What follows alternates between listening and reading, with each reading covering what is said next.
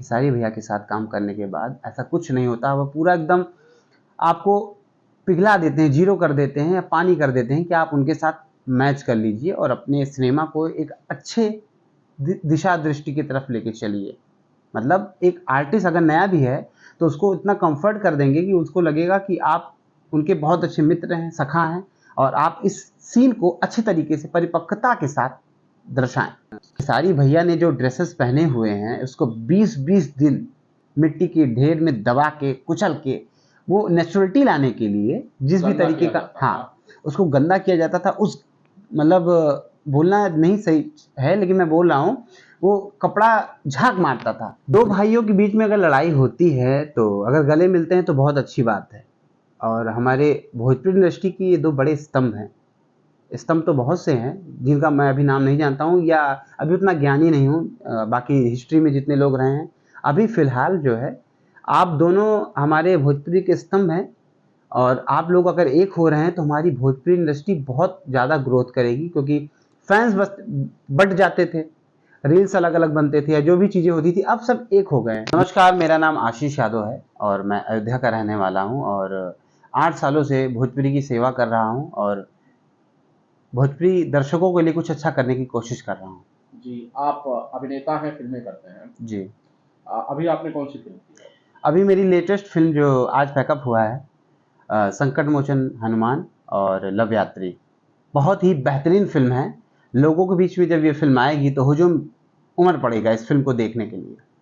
जी, क्या किरदार है इन फिल्मों में आपका? इस फिल्म में मेरा किरदार एक में नेगेटिव है और एक में पॉजिटिव है, जिसमें चोर हूँ। संकट मोचन की बात किया जाए तो उसमें मैं टेररिस्ट हूँ। बाकी कहानी रिवील नहीं करूँगा, बस मैं टेररिस्ट हूँ। अच्छा, कभी चोर और कभी उससे आगे बढ़कर आतंकवादी, जी। मतलब ऐसे ही किरदार आप करते हैं या फिर कभी पॉजिटिव किरदार भी आपने किया है किसी फिल्म में? अभी इससे पहले मैंने एक फिल्म की थी अवैध, जिसमें सुपरस्टार खेसारी लाल यादव जी हैं और उनके मार्गदर्शन में ये फिल्म एक अलग लेवल की फिल्म बनी है। उसमें मैंने पॉजिटिव किरदार किया है, उनके दोस्त का किरदार है जो मैंने बखूबी निभाया है। अरे वाह, आप तो खेसारी लाल यादव के मित्र हैं, भले ही पर्दे पर ही। जी, मेरे बड़े भाई हैं और उनसे काफ़ी कुछ सीखने को मिलता है। और अभी जब मैं अवैध कर रहा था उस दौरान मतलब कुछ ऐसी चीज़ें थी जो मतलब एक एज एन एक्टर स्पिरिचुअल जो होती है, मतलब एकाग्रता के साथ जो करने को मिलता था और कुछ हम लोग को कन्फ्यूज़न होता था, तो मैं भैया के पास जाता था और डिस्कस करता था, तो काफ़ी हेल्प मिलता था। तो अवैध की क्या कहानी है आशीष? अवैध की बात की जाए तो नाम तो अवैध है, लेकिन इस फिल्म में कुछ ऐसा अवैध है नहीं। सरकार की नज़र में कुछ चीज़ें अवैध होती हैं लेकिन इंसान की नज़र में नहीं होती हैं। गरीबी, बेरोज़गारी, भूखमरी के चलते कुछ ऐसे काम करने पड़ते हैं जो हमारी सरकार के लिए अवैध होता है लेकिन हमारे लिए नहीं होता है। तो बस कुछ यही है, कहानी है। खेसारी लाल यादव का क्या किरदार है फिल्म में? उनका किरदार है कि वो एक कहानी का नेतृत्व कर रहे हैं, एक संगठन का नेतृत्व कर रहे हैं और उसके नेतृत्व में हम लोग भी हैं। अच्छा, क्या नक्सली बने हुए हैं खेसारी लाल यादव? ये तो मैं नहीं बोल पाऊँगा कि अगर मैं अभी बोल दिया तो लोग किसी न किसी चीज़ से इसको लिंक करने लगेंगे। बस ये है कि ये अवैध फ़िल्म है और किसी न किसी ऐसे मुद्दे पे बन रही है जो सरकार ने इसको बैन कर दिया था। अच्छा, भोजपुरी में ये पहली ऐसी फिल्म है जो एक साथ 2 पार्ट में बनी है, पार्ट 1 और पार्ट 2। जी। क्या इसके बारे में कुछ जानकारी आप दे सकते हैं मुझे? इसके पीछे सबसे बड़ा रीज़न ये होता है कि जैसे बाई चांस मान लीजिए कि हम 40 से 45 दिन का शूट कर रहे हैं और 2 पार्ट में फ़िल्में कर रहे हैं। अगर एक पार्ट हम 1 साल बाद या 1.5 साल बाद करते हैं तो सबसे पहली कंटिन्यूटी मिसमैच होती है। किसी की दाढ़ी पक गई है, किसी की दाढ़ी छोटी है, कुछ आर्टिस्ट हैं, कुछ कहीं और बिज़ी हैं। तो फर्स्ट शेड्यूल में दोनों पार्ट को कंप्लीट करने का यही रीज़न है। कॉस्ट्यूम नहीं मिलते हैं, कॉस्ट्यूम गुम हो जाते हैं, गानों के साथ छेड़छाड़ हो जाती है और यही सब चीज़ें हैं। और कहानी का जो एक मूड होता है, जो हम कहानी को जीते हैं, जो फ़ील करते हैं, वो कहीं न कहीं ब्रेक होता है। कैसा अनुभव था खेसारी लाल यादव के साथ काम करने का? ऑसम, मतलब एक स्टार के साथ अगर आप काम कर रहे हैं तो कहीं न कहीं असहजता फ़ील होती है। लेकिन भैया के साथ काम करने के बाद ऐसा कुछ नहीं होता। वो पूरा एकदम आपको पिघला देते हैं, ज़ीरो कर देते हैं या पानी कर देते हैं कि आप उनके साथ मैच कर लीजिए और अपने सिनेमा को एक अच्छे दिशा दृष्टि की तरफ लेके चलिए। मतलब एक आर्टिस्ट अगर नया भी है तो उसको इतना कंफर्ट कर देंगे कि उसको लगेगा कि आप उनके बहुत अच्छे मित्र हैं, सखा हैं और आप इस सीन को अच्छे तरीके से परिपक्वता के साथ दर्शाएं। आशीष, जी। क्या आप अनकंफर्टेबल थे? क्या आप थोड़े घबराए हुए थे जब आपको स्क्रीन शेयर करना होगा पहली बार खेसारी लाल यादव के साथ? मनस्थिति क्या थी आपकी? सबको डर लगता है, डर नहीं लगता था कि उससे पहले भी 1-2 सिनेमा मैंने किया है भैया के साथ में, लेकिन ये फ़िल्म था कि एक लंबे समय अंतराल के साथ काम करना था। मतलब बहुत दिन के बाद 1 डेढ़ साल के बाद गैप हो गया था और 40 दिन का शेड्यूल था, तो मैंने सोचा कि इस शेड्यूल में मैं खुद को सहज करूँगा और अपना 100% दूँगा। तो कुछ सीन होते थे जिसमें इम्प्रोवाइज़ेशन वगैरह होता था, तो मुझे डर लगता था कि अगर मैं बोल दूँगा और सब कुछ और सोचेंगे और भैया को लगेगा यार ये सीन तो नहीं था। तो मैं उनके पास जाता था, बोलता था भैया ये इम्प्रोवाइज़ेशन है, मैं करना चाहता हूँ। अगर आपको लगता है कि ये पंचिंग लाइन बनेगा या कुछ अच्छा लगेगा तो मैं बोलूँ, तो वो मेरा साथ देते थे। और क्यू के साथ जब होती है चीज़ें तो पंचिंग में बड़ा अच्छा स्पार्क आता है, तो वो सब मुझे बहुत सपोर्ट मिला। और कोई खास बात अवैध के बारे में जिससे हमारे दर्शक ये समझ पाए कि भाई अवैध जो है वो इतनी स्पेशल फिल्म क्यों है? किसी भी भोजपुरी फ़िल्म में आप उठा के देखेंगे, पीरियड फ़िल्म भी बनाई जाती है या बायोपिक बनाई जाती है, तो ये एक पीरियड फ़िल्म है। सबसे पहली मुख्य बात, ये एक पीरियड फ़िल्म है। अभी तक भोजपुरी इंडस्ट्री में पीरियड फ़िल्म या किसी एक पार्टिकुलर सब्जेक्ट को उठा के फ़िल्में नहीं बनी हैं, और बनी भी हैं तो उसने अपनी बेस प्लॉट को छोड़ दिया है। कॉस्ट्यूम को लेते हैं कि भोजपुरी इंडस्ट्री में जहाँ देखिए फ़िल्म बनती है तो नए-नए बनियान, नए-नए शर्ट, हीरो को पूरा चकाचौंध दिखाया जाता है। इस फ़िल्म में ग्लैमर नहीं।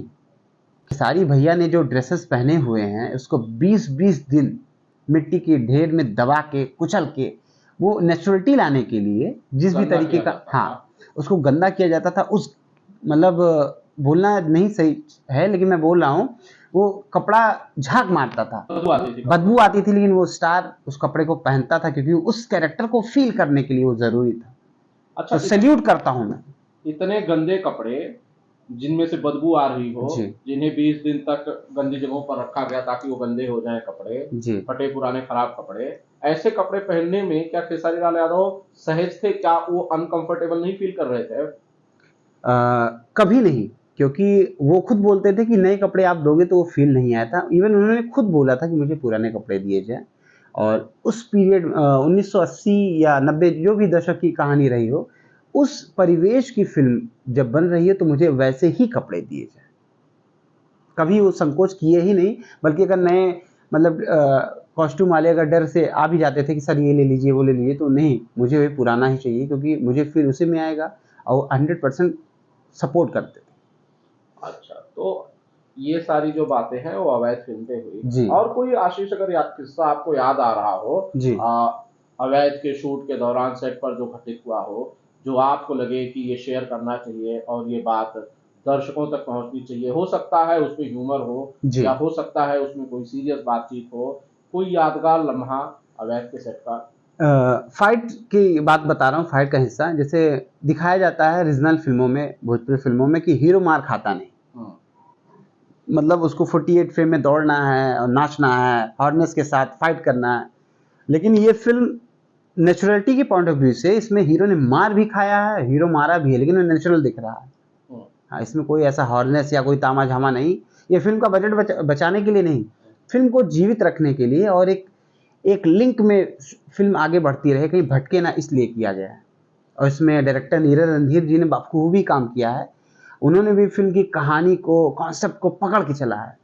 मतलब ये 60 दिन की तपस्या थी उस फिल्म को लेके। तो क्या स्टेटस है आशीष अवैध का? कैसे काम चल रहा है? कब तक फिल्म आ सकती है थिएटर्स में, अगर आपको पता हो तो? अभी इसके बारे में मुझे कोई जानकारी नहीं है, तो मिथ्या अगर मैं कुछ बोलूँगा तो गलत होगा। फिर भी मुझे लगता है कम से कम 6 महीने अभी इसमें जाएँगे, क्योंकि इसकी वीएफएक्स, डीआई एंड ऑल सारी चीज़ें होनी हैं। और अभी हाल ही में खेसारी भैया के साथ मैंने किया रंग दे बसंती। ये भी बहुत बेहतरीन फिल्म है। रोशन जी का इस फिल्म के प्रति जो डेडिकेशन है उसके लिए मैं काबिले तारीफ़ है, क्योंकि वो एक इस फिल्म में कोई एक ऐसी क्लिप या वीडियो या फ़ोटो रिवील नहीं हुआ है, जो कि बहुत अच्छी बात है। और इसमें भी मैं खेसारी भैया का दोस्त बना हूँ इस फिल्म में, और ये अयोध्या में कंप्लीट की गई। इसको 3 लोकेशन पे शूट किया गया है। और उसी बीच खेसारी भैया की फैमिली भी आई हुई थी, भाभी जी आई हुई थी और ऋषभ बाबू भी आए हुए थे, तो उनको मैंने अयोध्या दर्शन भी कराया, भैया को भी अयोध्या दर्शन कराया और उनको भी बहुत अच्छा लगा। अयोध्या का माहौल, शांति और यहाँ के बाबा जी ने उनको गदा भी भेंट किया हुआ है, तो ये सब बहुत अच्छा लगा। और भगवान करे कि उनकी कामयाबी, उनका स्टारडम यूं ही बना रहे और एक कलाकार के नाते हम लोगों का काफ़ी सपोर्ट करते हैं, इसके लिए बहुत बहुत धन्यवाद। जी बहुत शुक्रिया आशीष सारी बातचीत के लिए। बस जाने से पहले एक सवाल मैं आपसे करना चाहता जी। हूँ कि रिसेंटली आपको एक बात पता होगी जी। कि खेसारी लाल यादव और पवन सिंह एक दूसरे को गले लगाए। जी। इस चीज़ पर आप कैसे रिएक्ट करते हैं? आपको लगता है कि सिनेमा के लिए बहुत अच्छा हुआ है या फिर ये दोस्ती जो है वो शायद गले मिले हैं, दिल नहीं मिले? दो भाइयों के बीच में अगर लड़ाई होती है तो अगर गले मिलते हैं तो बहुत अच्छी बात है। और हमारे भोजपुरी इंडस्ट्री की ये दो बड़े स्तंभ हैं। स्तंभ तो बहुत से हैं जिनका मैं अभी नाम नहीं जानता हूँ या अभी उतना ज्ञानी नहीं हूँ, बाकी हिस्ट्री में जितने लोग रहे हैं। अभी फिलहाल जो है आप दोनों हमारे भोजपुरी के स्तंभ हैं और आप लोग अगर एक हो रहे हैं तो हमारी भोजपुरी इंडस्ट्री बहुत ज़्यादा ग्रोथ करेगी, क्योंकि फैंस बस बट जाते थे, रील्स अलग अलग बनते थे या जो भी चीज़ें होती थी, अब सब एक हो गए हैं। कहीं ना कहीं अगर दिल नहीं भी मिला होगा तो दिल मिल जाएगा, क्योंकि हमारे दोनों स्टार बहुत समझदार हैं और अभी तक पॉजिटिव दिख रहा है। वो अवार्ड शो बहुत अच्छा था और मुझे लगता है कि अब वो एक हो चुके हैं। बहुत बहुत शुक्रिया बातचीत के लिए आशीष। जी धन्यवाद।